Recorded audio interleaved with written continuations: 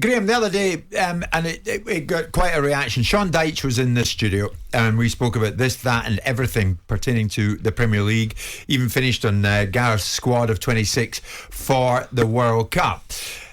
But whether Sean likes it or not, and I think he held his hands up, and he appreciates that he's got it. He is pigeonholed as a manager of a certain category. Is it impossible to unpigeonhole yourself, if that is indeed a phrase, as a manager? The perception of Sean Dyche. Have a listen. This was him. You know, I know for a fact some of the managers who go into clubs, and I'm not going to start naming it, absolute fact, run the players till they drop. And we all know, if I did that, it'd be like, oh yeah, typical, stereotypical, you know, English manager. We all know that. It's just life. That's just the perception of what it is. A different manager with a different perception, different viewpoint have been, oh no, he's brought in a hard regime. And you go, hang on a minute, it's the same thing. Of course, if you go in Tottenham, let's say, with the history of Tottenham, the way they play, the players they've had, the technical players, the technical style, it's a different ball game. Yeah. Well, then that's equally madness to then think I'm going to get it and go, right, just kick the ball up to Kane. Yeah. You wouldn't do that. So depending where you went, Sean, you'd adapt your style. Well, you try and look at the players, give them the best. My way of working has always been, give you the best way of being you, give you the best way of you being productive. You can't be Burnley and you bring Michael Keane, I said it at 2 million, we sold him for 25. How does that happen then? It doesn't happen because he wasn't developed, does it? It happens because he was developed. All right, Sean, very certain in what he's saying. You can probably hear that throughout as he's punching the desk. Is he perceived, though, as a manager who does it one way? Well, I think in his time at Burnley, his team played a slightly more direct route than anybody else. Is that a bad thing? He alluded to it there by saying, you know, I've got, basically in different words, I got the most out of those players. Yeah. I think the only criticism, if that's the way he wants to play, that's the way he wants to play. And they did survive in the Premier League, what was it, for about 5 years, is it? And then they end up dropping out of it. My take on it is, you walk into a football club, you've got a group of players, you look at them, you know them before you get in there generally, and your job is to get the best out of that group playing a certain way. Now, if you've been there 5 years, that is your team. You've had so many transfer windows, you have people you brought up from the youth ranks. Exactly. And you've developed them. And the personnel are yours. And you're asking the teams below the first team to play a certain way, because when if some of them get in the first team, it's not foreign to them. So if you've been at a club for 5 years and you end up still being, and it's not a criticism, because I understand the budgets he was working to, so you end up playing a slightly more direct way, then that is your choice to play that way. So if he's worried about being perceived as a long ball merchant, I think is the term, then it's his own making, because that was the way he chose to play for his 5 years at Burnley. But I also accept the argument he had a budget to work with. He's a guy that got a team on a limited budget, playing a brand of football, and football that was good enough to survive in the Premier League. Yeah. That in itself is an achievement. It's commendable in itself. So that he could walk into a different football club and be slightly different. I don't see him, I wouldn't bracket him as an old-fashioned manager. No.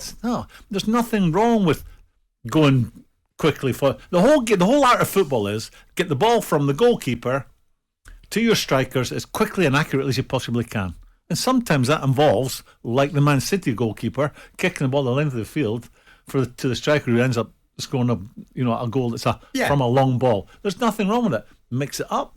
I mean, you don't want to play all tippy-tappy football. You don't want to play all long ball football. You mix it up. And I'm sure Sean Dyche, with a different group of players, would be more than capable of going down that road. See, that's exactly what I'm going at. So should he be given the same opportunities the likes of Graham Potter's been given? An elite club, so-called. Here's your chance. It's public perception. His record's better than Graham Potter. It's lengthier. You know, there's a bit of longevity to him being in the Premier League, because it is a precarious position to hold, a football manager. But Graham Potter was perceived to be playing a brand of football that was very attractive. I mean, Graham Potter was under pressure at Brighton because he could never win at home. I think that's ridiculous.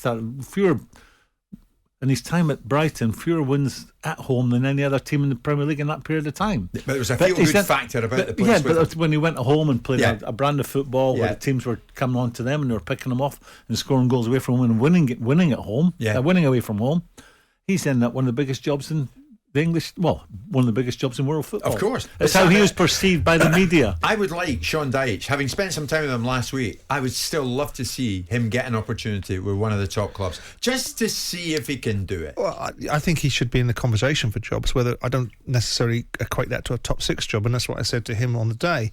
I also think Graeme is right.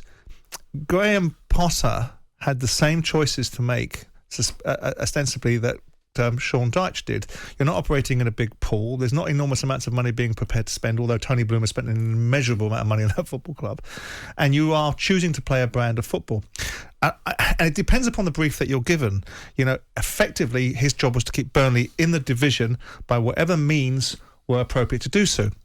Now, they got them 7th in the division at one time and got them playing in Europe. And he argues, Sean, emphatically, that the brand of football that they play and some of the statistics do not bear out the philosophy that he plays a certain type of football, which is all about going from front to back with one ball. And when I look at it as a former owner, I don't look at Sean Dyche, and I've never looked at Sean Dyche as just a manager that plays a certain way. Would you have employed him? I would certainly had a conversation with him, absolutely. Yeah. And I look at him as a manager that managed to get the best from the resource he had available for him. He operated in a certain space in a certain place, and that gives him a certain type of player. Now, you then move that argument on and say, well, that's all fair and good. He was an effective manager, but he's got himself pigeonholed by that nature of that being effective. And then the argument falls apart by saying, well, Graham Potter's in that same place, and he's chosen to make Brighton a very easy on the eye footballing team that's got in the Chelsea job on the back of that to some extent, with the same sort of budgets. And the difference might have been Dan Ashworth. It might have been the recruitment around him that helped him facilitate some solutions. And they have sold players for 30 odd million quid. So Sean pulled out one player from 8 years of, you have to develop one player, Sean, for crying out loud. He pulled out one player, Michael Keane, and I don't think he's pulled out many trees at Everton. No. And people have been criticising him for the last 2 years. Yeah. I think Sean Dyche is a very, very capable manager. And I don't think he minds, ultimately, some lazy journalism at times that positions him in a certain way. And I don't think his example was entirely right, because I don't know English managers are renowned for working players hard. I think it's the other way around, actually. British managers tend to have a little bit more flexibility and revert to the old type of thinking, which has always been the accusation that they actually allow players to get away with more than possibly foreign coaches have done. I think he speaks very well, and I think he's worthy of a conversation with a Premier League manager. With a Premier League football club, whether he gets one is a different matter. I think it's public perception. He comes across. What was the perception of you as a manager? I have no idea. Same as a player. I think I was. I don't know. Well, I can tell you, I interviewed him. I can tell you why I wanted to interview him, given the fact that I went through all these managers and gained a lot of experience, and we can all put our statistics in a certain way. There's always backstories as to the reasons why you make a lot of decisions. But the point is, the reason why I wanted to interview him is because I know he's a leader. I knew he was a leader, and what I wanted ostensibly from my football manager, alongside tactical nous, is leadership. I don't want to do his job. So the reasons why I wanted to talk to Graeme Souness is A, I liked him as a fella, but B, I liked him as a leader. I don't think he was the greatest manager everyone put breath into, and I don't think he'd lay claim to be that. So why did you not give him the job? It was a combination of things. It was the wrong time, maybe the right people in the wrong time. Yeah. No, we worked together. And he's learning a lot. I would actually have enjoyed working with him. We would have argued every single day, as I did with John Williams. But it would have been fine, because you'd know he stood. But an hour later, you're picking the phone up and you've moved on. It'd be the Brian Clough mentality. We'd have an argument and come round to the original standpoint, and I was right in the first place. Could it be a bit like here then? It's a bit, it might sound daft. Sean, when he speaks, the gravelly voice, which is absolutely fabulous, it's unique.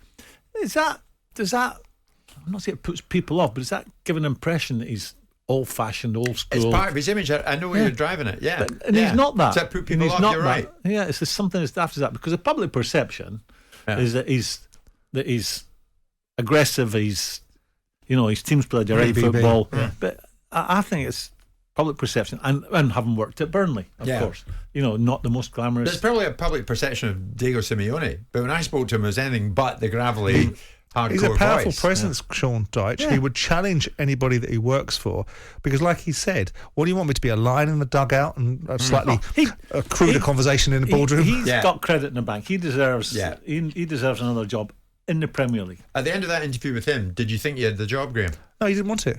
It wasn't that kind of framework, was it? No.